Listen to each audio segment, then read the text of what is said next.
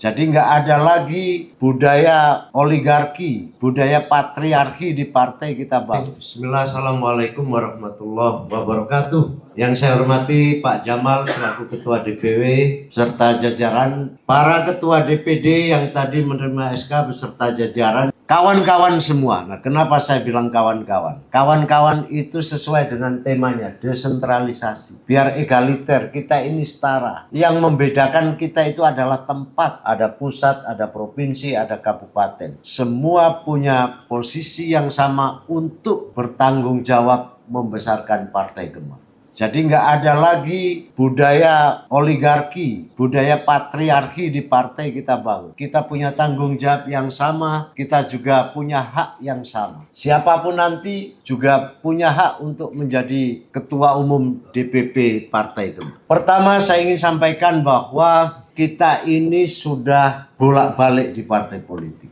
Kita punya pengalaman panjang. Tentu dalam setiap partai-partai sebelumnya itu punya tradisi, punya budaya tersendiri. Saya menginginkan bahwa Gema Bangsa ini lahir dengan budaya yang baru. Kita tidak lagi bicara soal politik itu menunggu perintah. Kita tidak lagi bicara politik itu atas dasar apa yang diinginkan oleh DPP. Tetapi kita bicara bergerak politik itu atas nama diri kita, atas nama tanggung jawab kita, atas nama daerah kita. Jadi politik itu harus penuh dengan imajinasi. Politik itu harus penuh dengan cita-cita. Politik itu harus penuh dengan bayangan-bayangan apa yang harus kita capai ke depan. Tetapi kita inilah bagian dari kebesaran partai itu yang penuh dengan kemandirian, penuh dengan inisiatif, penuh dengan imajinasi. Maka saya berharap bahwa berpolitik yang selalu menunggu itu tidak lagi ada di sini. Partai Gema Bangsa kenapa? Menganut sebuah sistem soal desentralisasi politik. Desentralisasi politik itu adalah bagian dari perlawanan politik kita terhadap sebuah sistem partai yang tidak selalu atau tidak pernah mendengarkan aspirasi di bawah. Apa yang kita lakukan selalu tidak pernah dihargai oleh pusat. Maka oleh Gema Bangsa semua kita balik. Tidak lagi sentralistik, tidak lagi terpusat. Tetapi seluruh kebijakan itu harus dari bawah. Ini adalah perwujudan dari sebuah desentralisasi. Reformasi itu terjadi itu karena melawan sentralistik. Saya menginginkan bahwa otonomisasi itu benar-benar hadir di kabupaten, kota, dan di provinsi. Kita tidak mungkin Indonesia sebesar ini kalau hanya dikendalikan oleh 1-2